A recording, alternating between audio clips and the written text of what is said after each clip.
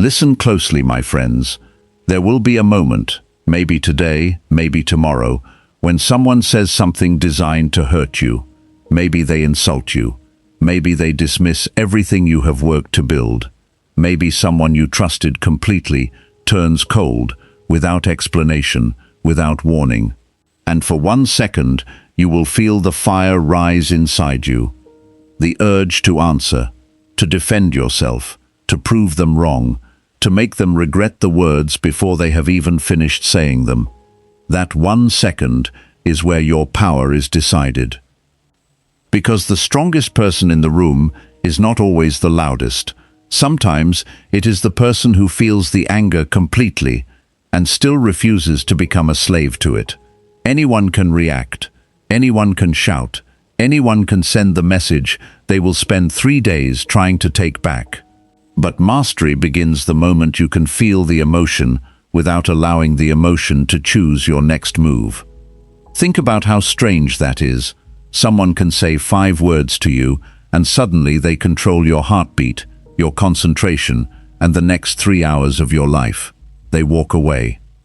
But their words remain inside your head. They return to their day while you keep fighting an argument that ended before you even opened your mouth.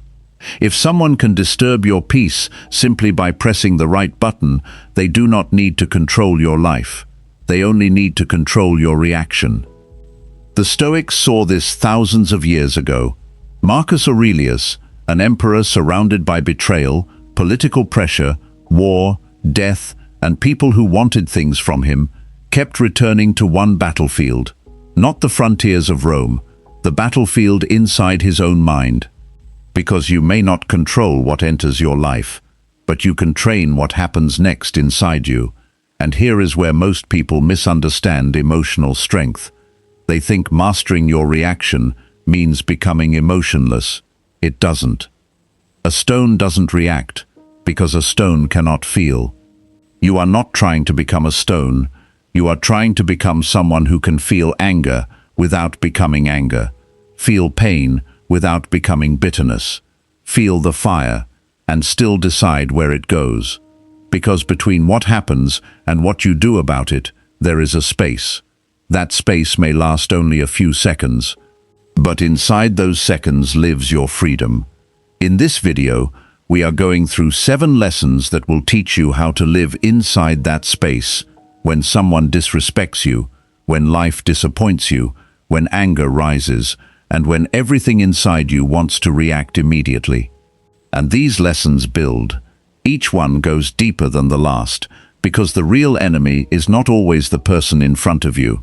Sometimes it is something much closer. By the end, you may realize something that is both simple and difficult to accept. The battle was never about controlling other people. It was about becoming the kind of person who no longer needs to. Lesson 1. Pause before you become what hurt you. The first reaction is almost never the right one. Not because you are weak, because emotion arrives faster than reason, and it was designed to. Someone insults you, your body tightens, your mind immediately begins preparing a defense. But in that moment, you are not thinking about what is wise. You are not thinking about what you want to be true of yourself tomorrow. You want release. You want to throw the pain back at whoever placed it in your hands. That is exactly why the first few seconds matter more than most people ever realize. Marcus Aurelius practiced something easy to overlook in his meditations because it is so quiet. Before speaking, before deciding, before acting on any impression that arrived in his mind, he examined it. Something happens. The mind produces an immediate interpretation of what it means, and then, only then, comes the opportunity to ask, is this true? Is this the whole picture? What does this moment actually require? Epictetus called this the discipline of assent. Your impressions arrive before your judgment, but the impression is not the verdict. You still hold the power to examine it before it commands you. Think of a blacksmith working metal that has just come from the fire. He does not strike it immediately. He waits for the right moment. He positions it with intention. Then he acts with purpose. because he understands that energy without direction destroys the very thing you are trying to build. Your anger is not so different. It carries real force. But raw force, released before it has been examined, rarely lands where you intended. When emotional pressure becomes intense, the mind narrows. It stops asking what is wise and begins asking only what will end the discomfort. That is why people send the message they regret, say the sentence they cannot take back, abandon something they spent years building, all in a moment when the heat was at its loudest. The intensity of an emotion is not proof of its truth. Feeling something deeply does not make it accurate. So create one rule for yourself. Never make a permanent decision at the peak of a temporary feeling. You are not surrendering. You are not afraid to speak. You are respecting your future self enough to choose your words after the fire has told you what it needs to, not while it is still in command.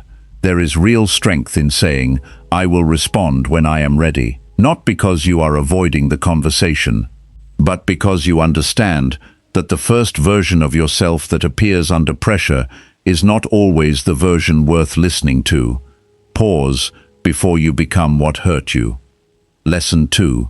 Refuse to carry what does not belong to you. There is a form of weakness that looks exactly like strength.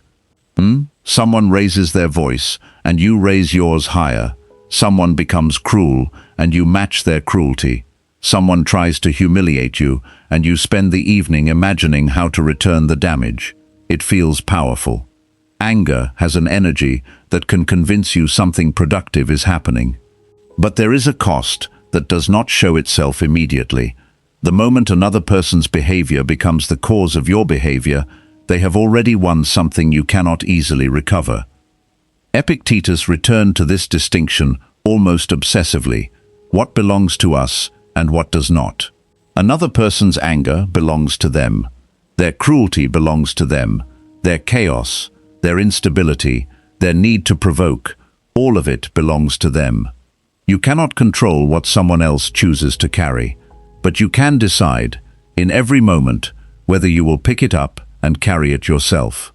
Emotions move between people the way weather moves across open ground. When someone enters a room furious, you can feel the temperature shift before they have spoken a single word. That transfer is real, but awareness creates distance. You can witness the storm without becoming the storm. A person who knows exactly how to provoke you has paid close attention. They have learned which subject makes you defensive, which accusation breaks your composure, which silence makes you desperate for resolution. And if you respond exactly as they predicted, your reaction becomes the tool they hand to themselves. But consider what happens when the expected pattern breaks. They push, and you do not move. They raise the temperature, and you lower your voice. They wait for the door to swing open, and you simply do not open it. This is not passivity. This is psychological independence. It is the clearest possible signal that their emotional state does not automatically become yours simply because they placed it near you. Stoicism does not ask you to tolerate abuse or endure disrespect indefinitely. Sometimes the appropriate response is to leave. Sometimes it is to confront.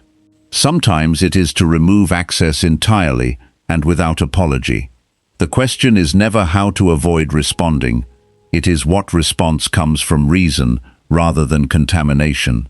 Because you did not create another person's chaos, you are not obligated to perform it back at them just because they expected you to. Let the storm pass through, but do not let it rearrange what you have built on the inside. Lesson 3. See what actually happened, not the story you built around it. Here is one of the most dangerous things your own mind can do to you. It can take an event that lasted 5 seconds and build a court case around it that runs for days.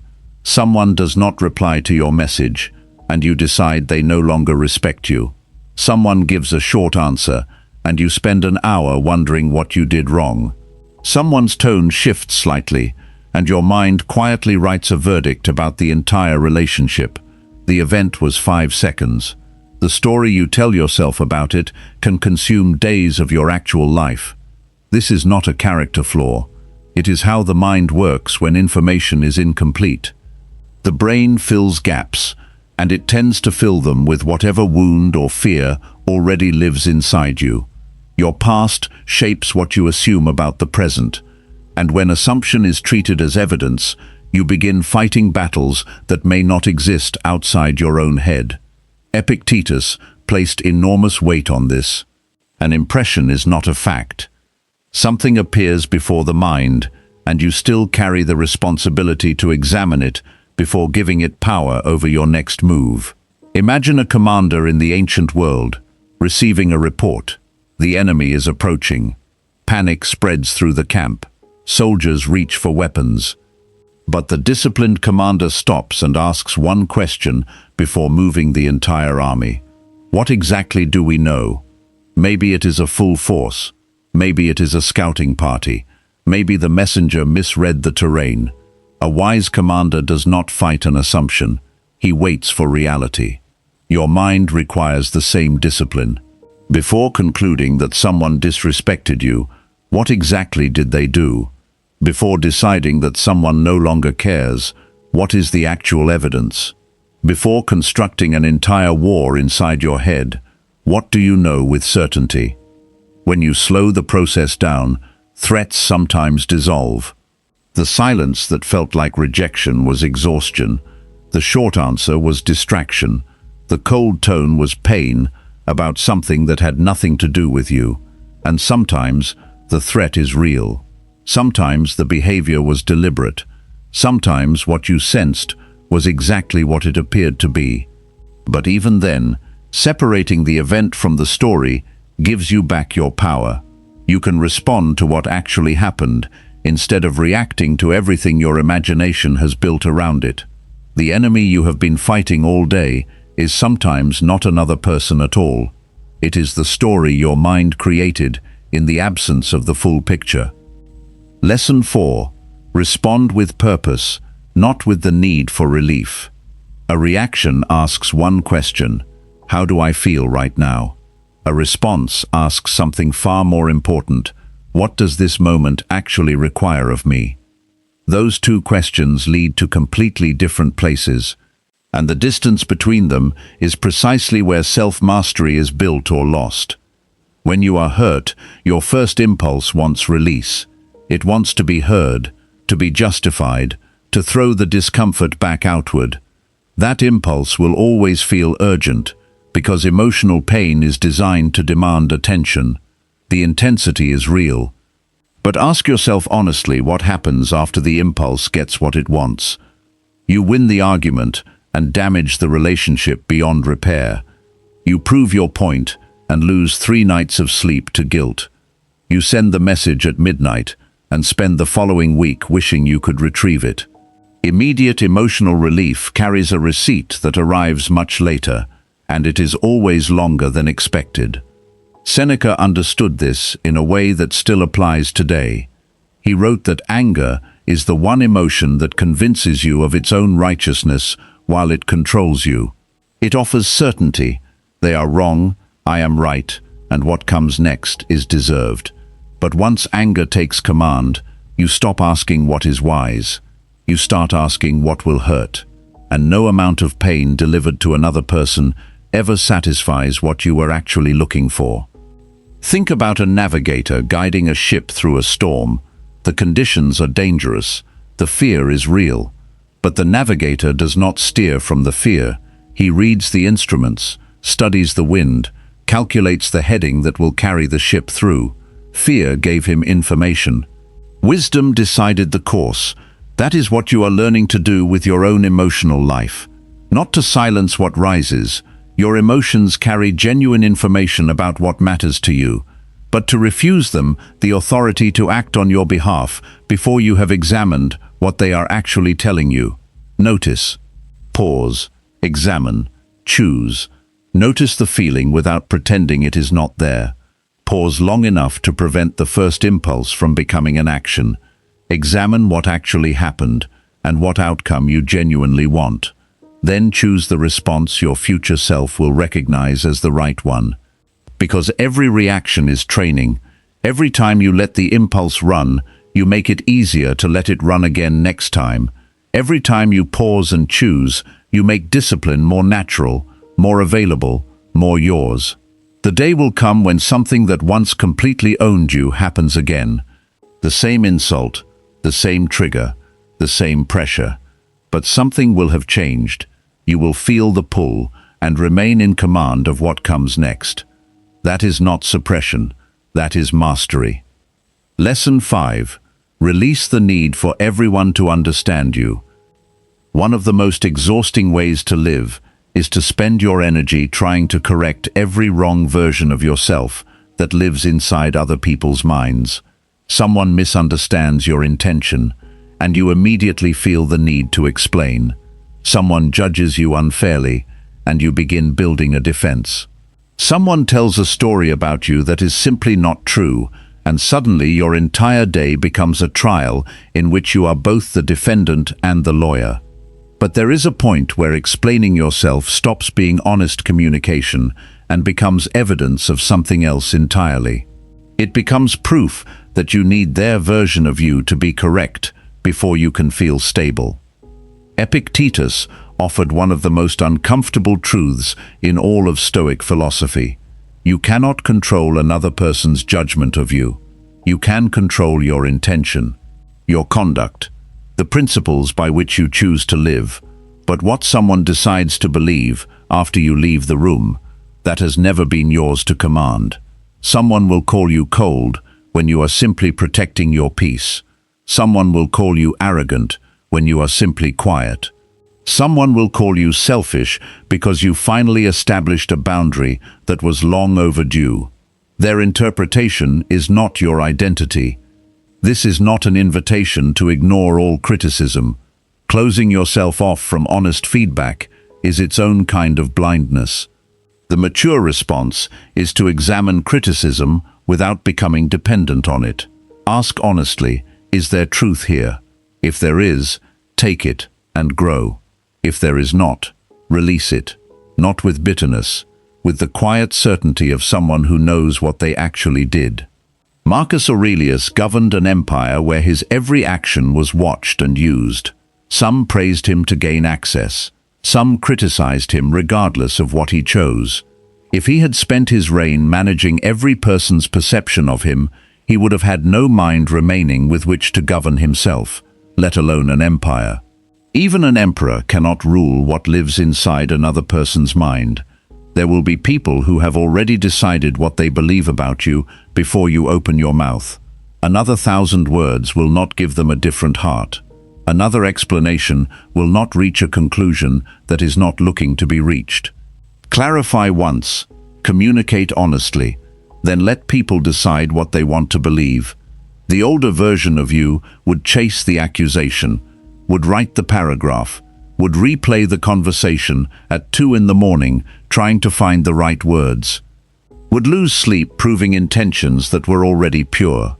The version you are building asks only one question: did I act according to my principles? If the answer is yes, breathe, walk forward. Let the noise remain behind you. You do not need everyone to understand you. You need to understand yourself and have enough inner foundation to keep walking when they don't. Lesson 6. Stand rooted when disrespect comes. Disrespect is one of the fastest tests of whether you actually own yourself or only believed you did. Someone speaks to you as though you are insignificant, questions your worth publicly, crosses a boundary you believed was clearly established, and something ancient inside you rises immediately. This cannot go unanswered. But before you move, ask the question most people never stop long enough to consider.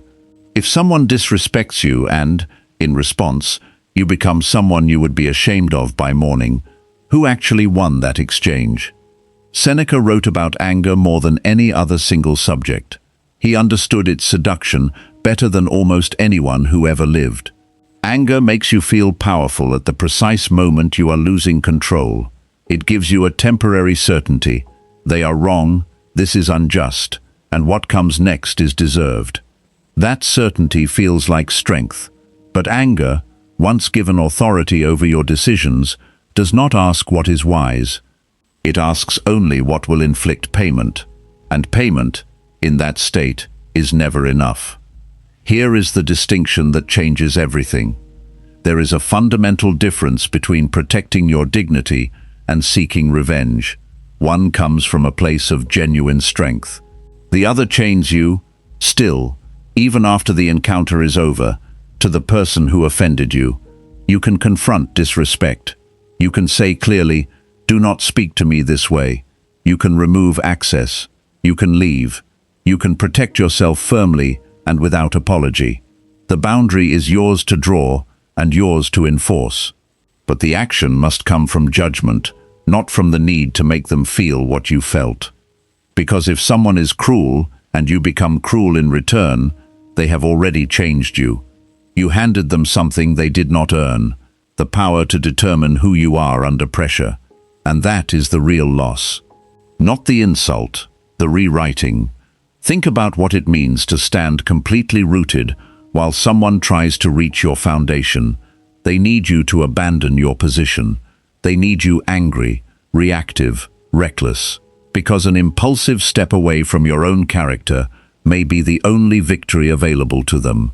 Your composure is not weakness. It is the clearest possible statement that who you are is not available for renegotiation based on how someone else chooses to behave. The question is not, how do I make them regret this? The question is, what response leaves me, at the end of this day, still recognizably myself? Let your boundaries be real, let your standards be held, but never let another person's cruelty become the author of your character. Lesson 7. Guard what you allow to live inside your mind. Your reaction begins long before you speak. It begins with what you have been feeding your attention. A comment you cannot stop returning to, a person you keep checking, an argument you keep replaying in the dark, a mistake you circle back to again and again, as though this time, somehow, the outcome will be different. Those things may be finished in the world outside you, but you continue giving them a home inside your mind, and whatever lives long enough in your attention eventually becomes part of how you see everything, including things that have nothing to do with it. Marcus Aurelius understood this with a discipline that was almost ruthless. Governing an empire meant thousands of voices competing for space inside his mind. Politicians, critics, enemies, flatterers, people in genuine need. If he had given every voice equal weight, he would have had no mind remaining with which to lead himself. He called it returning to the present task, not because the noise did not exist, but because not every noise deserves a seat at the table of your inner life. Your attention is not an unlimited resource. What you repeatedly focus on becomes easier to notice and easier to return to. If you consistently search for signs of rejection, neutral situations begin to feel threatening.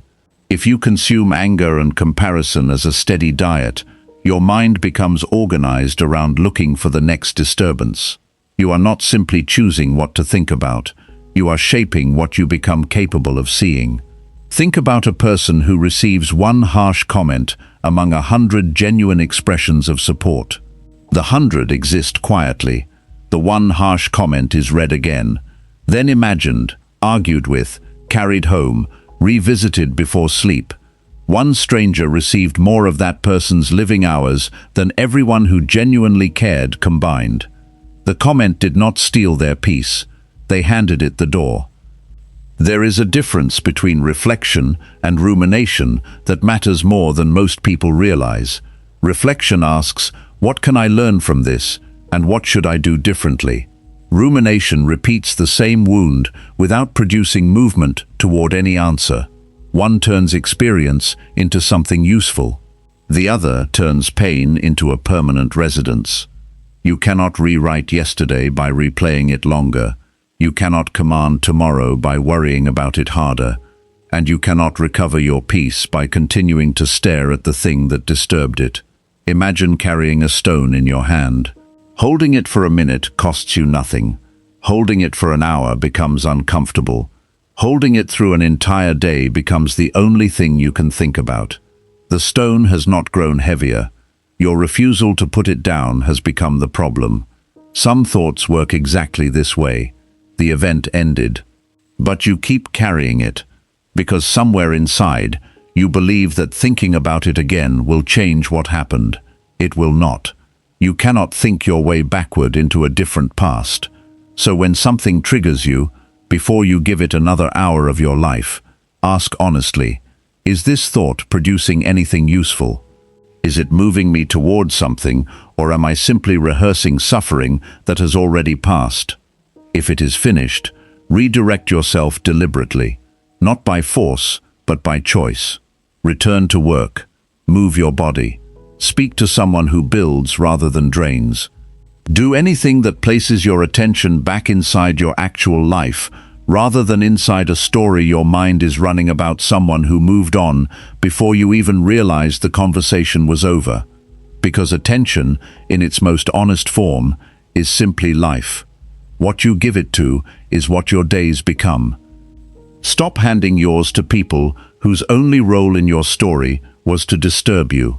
Guard your attention, and slowly, without announcement, you will find that the world has lost most of its power to undo you. Mastering your reaction does not mean becoming emotionless. It means becoming strong enough to feel anger without becoming anger, to feel pain without becoming bitterness, to face disrespect without handing another person's cruelty the keys to your character. 7 lessons, 7 doors into the same room, the space between what happens and what you do about it. Pause before you become what hurt you. Refuse to carry what belongs to someone else. See what actually happened, not the story built around it. Respond with purpose, not with the need for relief. Release the search for everyone's understanding. Stand rooted under disrespect without surrendering your character. And guard your attention as the most valuable territory you will ever own. Life will keep testing you. The provocations will keep coming. The unexpected will keep arriving without asking your permission. But you no longer have to give every event the authority to decide who you become. The next time the fire rises, remember this: you do not control the first feeling, but you are always in command of what you do with it. If this video gave you something worth keeping, like it, share it with someone who needs to hear it, and subscribe so you do not miss what comes next. And in the comments, tell me which of these 7 lessons you need to work on most, because that answer will tell you more about yourself than you might expect. The ultimate form of strength is not controlling the world around you. It is remaining in control of yourself when the world tries to pull you apart.